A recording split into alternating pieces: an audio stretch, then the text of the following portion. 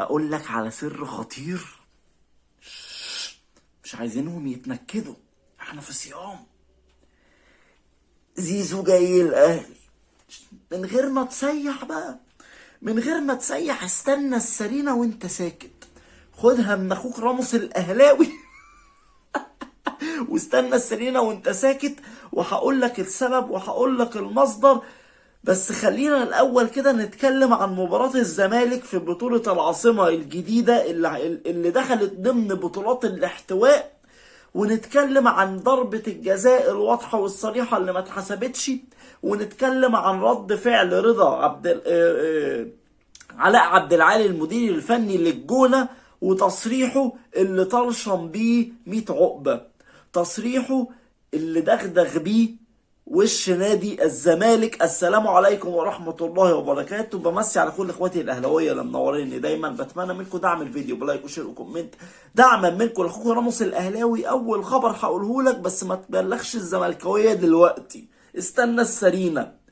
زيزو في النادي الاهلي مرة واتنين وتلاتة. زيزو في النادي الاهلي. عارف ان في كتير هيقول لي فين المصدر ومش فين المصدر، هقول له استنى السرينة، استنى السرينة. الموضوع فاضله كام يوم كده، زيزو خلاص فاضله كام يوم وعقده ينتهي، وهجيلك بالتفاصيل. بس تعالى نتكلم عن اللقطة دي عشان ما خدتش حقها امبارح.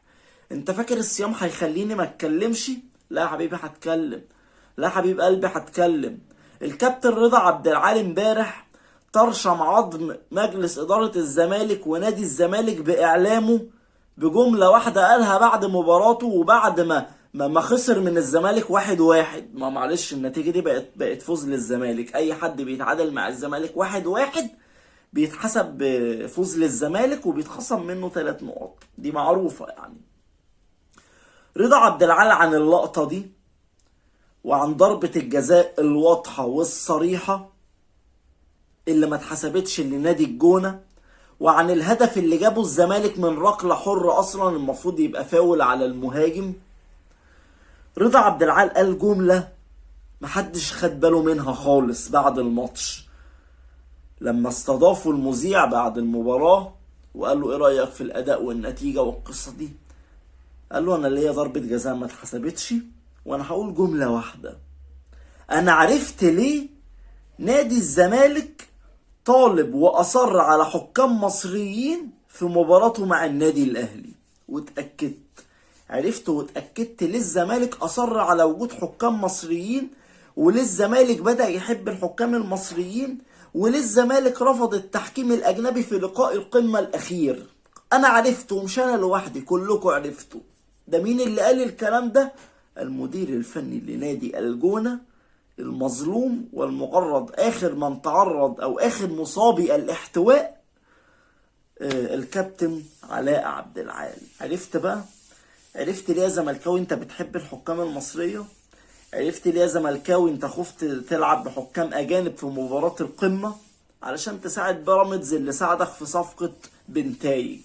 كلام كتير جدا مسرب ان بيراميدز هو ورا صفقة بنتايج، لان بيراميدز اصلا اقول لك ايه، بس كلام كتير قوي من زملكاويه بيقول لك ان بيراميدز هو اللي خلص صفقة بنتايج علشان الزمالك يتمسك بقرار اللعب بحكام مصريين، علشان عارف ان الاهلي هينسحب لو في حكام مش اجانب. وضحت قوي اللعبة، بس براحتكم العبوها خرصة براحتكم، ومش خرصة دي علنية، العبوها علني براحتكم. بس كله مش هيقدر برضه يكسر شعار النادي الاهلي. والاهلي لو رجع للدوري، وبقولها لك اهو من اهلاوي واثق في فريقه، باذن الله الاهلي لو رجع الدوري هناخده، عشان احنا مش كومبارس. الكومبارس التاني ابو نبلة والطموح، هم دول الكومبارسات، وانا بابا الشغلانه. نيجي للخبر التاني وانتقال زيزو الى النادي الاهلي.